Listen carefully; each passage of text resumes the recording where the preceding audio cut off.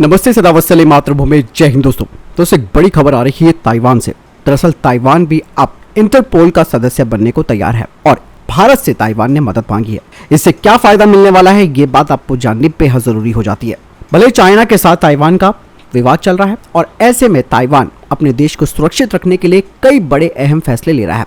Taiwan ने अब international criminal police organisation यानी कि इंटरपोल में शामिल होने का फैसला ले लिया है। इंटरपोल में शामिल होने के लिए ताइवान ने भारत से मदद मांगी है। ऐसा करके ताइवान खुद को सुरक्षित रखने का रास्ता तलाश रहा है। दोस्तों इस वक्त ताइवान इंटरपोल का सदस्य नहीं है और वो आम सभा में अपना प्रतिनिधि मंडल नहीं भेज सकता है और भारत अब अक्टूबर में होने वाली इंटरपोल की 90वीं आम सभा की मेजबानी करेगा। इसीलिए भारत के पास ताइवान को आमंत्रित करने की एक विशेष शक्ति भी है, यानी कि पावर है।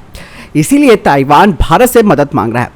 1984 तक मैं आपको बताना चाहूंगा कि ताइवान इंटरपोल महासभा का हिस्सा था, लेकिन चीन ने इस द्वीप को बाहर कर दिया था। अब ताइवान की सीमा पर चीनी सेना अभ्यास कर रही है। ताइवान के अधिकारियों का अब दावा भी है कि चीन ने 51 युद्धपोत, 6 वॉरशिप और 25 लड़ाकू विमान ने एयर डिफेंस आइडेंटिफिकेशन जोन को भी तोड़ा है। ऐसे हालातों के बीच ताइवान सुरक्षा के लिहाज से इंटरपोल में शामिल होना चाहता है। अब आप जान लीजिए ताइवान को इंटरपोल में शामिल होने का क्या फायदा होगा। दरअसल इंटरपोल दुनिया का सबसे बड़ा अंतर्राष्ट्रीय पुलिस संगठन है। दुनिया के 195 देश इसके सदस्य हैं। इंटरपोल का काम पूरी दुनिया की पुलिस को इतना सक्षम बनाना है वो दुनिया को सुरक्षित रख सके।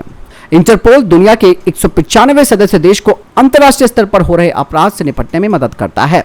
इनमें 3 तरीके के मामले शामिल होते हैं: आतंकवाद, साइबर क्राइम और संगठित अपराध। इंटरपोल सभी सदस्य देशों को और संयुक्त राष्ट्र और यूरोपीय संघ जैसे अंतर्राष्ट्रीय संगठनों के साथ मिलकर काम करता है ताकि दुनिया भर में अपराध को रोका जा सके।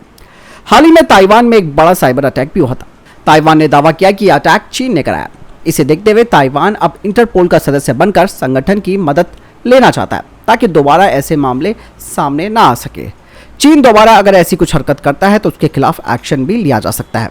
दरअसल दोस्तों अक्टूबर में इंटरपोल अपनी आम सभा का आयोजन करेगा और आम सभा में इंटरपोल की पॉलिसी, काम करने के तरीके, आर्थिक मदद और वर्तमान की उसकी एक्टिविटीज पर चर्चा की जाती है और हर साल इसके मेंबर इस आम सभा की मेजबानी करते हैं।